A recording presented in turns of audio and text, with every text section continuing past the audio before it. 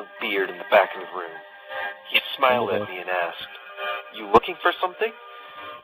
I was nervous, unsure of what to ask him, but I eventually mustered up the courage to say, "I was looking for some games to play on my Wii U, but I don't see any.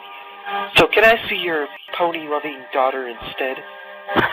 The man's smile turned into a devilish grin as he told me, "Oh, I'll give you both of your desires in one package. Here." At this point, he handed me what looked like a cardboard brown version of a Wii U game case. The game's name was Cheese. Every letter had blood dripping from it. In fact, every part of the Wii U logo was dripping blood as well. Since I didn't find them slightly suspicious at all, I first asked him about the price of the game. He told me it was a very well-made game that usually only sold for $599 US, but since I was his only customer for the day, I would get it for the low price of $598 US. That seemed pretty steep to me, as I'm only getting one game rather than an entire system, but I paid for it in cash regardless. I mean, what else could I have done with that money? It's not like I could have taken a nice, well-deserved vacation from my crappy job, or bought some gifts for my relatives or anything. That would have been stupid. I drove home, hoping to get sleep, but I soon learned that was futile, as I couldn't stop thinking about this cheese game. I soon stuck the disc into my Wii U, anticipating many great miracles to come from this expensive masterpiece. Pretty soon, I regretted even booting the game up. As I tapped the icon on my gamepad that looked like a block of cheese, the loading screen appeared with the same bloody title, just like on my box. What was stranger here was the blood was hyper-realistic. In fact, even the black space behind it was hyper-realistic. How is that even possible? Well, I have no idea. It was just so realistic, all right?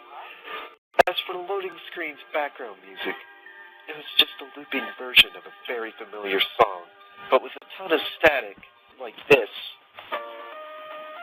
I'll let that keep playing so you get a feel for how creeped out I was by this game.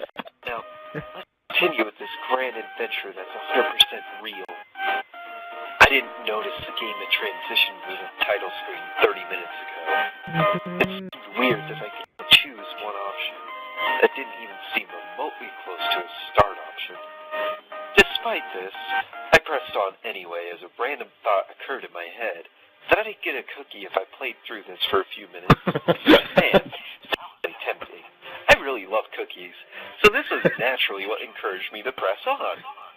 I hit die, and I was instantly hit with a ton of blood-curdling screams, as many disturbing images flashed across my TV screen.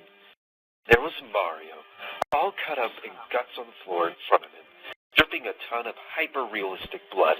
The next image was that of my sister, who had an eye cut out with more hyper-realistic blood flowing from it. It didn't just stop there. My own face was shown with a broken skull and a brain that sagged out in a hyper-realistic manner. At this point, the disk drive on my Wii U was also pouring tons of hyper-realistic blood as well, forming a small red swimming pool for the many ants in my house. What happened next would be the most terrifying thing I've ever seen in my entire life. An image of Pinkie Pie, my favorite pink pony from Friendship is Magic, flashed across my screen in a hyper-realistic manner. She had hyper-realistic eyes, a hyper-realistic terrified expression, and even more hyper-realistic guts torn out from her abdomen. Of course, we can't forget about all the hyper-realistic blood, right? On top of that, hyper-realistic cupcakes rested on her guts. Man, those looked appetizing, but I wasn't sure what I would do. I know I've said this a lot. The way she looked at me was so hyper-realistic, and it seemed as if someone was looking at me. Next thing I know, I see her crawling out of my TV, ready to use her guts as a whip of some kind. I made a mad dash for the door at the end of my house, only to find that it was locked. Luckily, I could break through a window and save myself that way, so I did exactly that. Glass gave way easily, cutting me up in several areas on my body. I thought I was done with this horror, But then I realized that I had jumped from the top floor of my current hotel, and I was now plummeting to my death anyway. I gave up all hope and waited for the inevitable to come. Surprisingly, it didn't end like I thought it would. I was safe on the ground. I wasn't sure how it happened, but I was glad I could at least live a little longer. I tried to get up, but I found that my feet were tied together by something slimy and bloody. I realized that this was the same gut whip that Pinkie Pie had tried to use on me earlier. I tried to run away as fast as I could, but her gut whip had caught a hold of my neck and suffocated me within a matter of seconds. There was no denying it now. My life as I knew it was over. I met up with the creepy GameStop owner's daughter here. She didn't really seem human at all, but I guess that's just what happens when you die and end up going somewhere else. I told her about the terrifying experience I had with Pinkie Pie earlier, but she simply told me that I needed to be convinced to join her realm. I was apparently destined to be here for a specific purpose, so there was only one thing I could say to her. Thank you, Twilight Sparkle.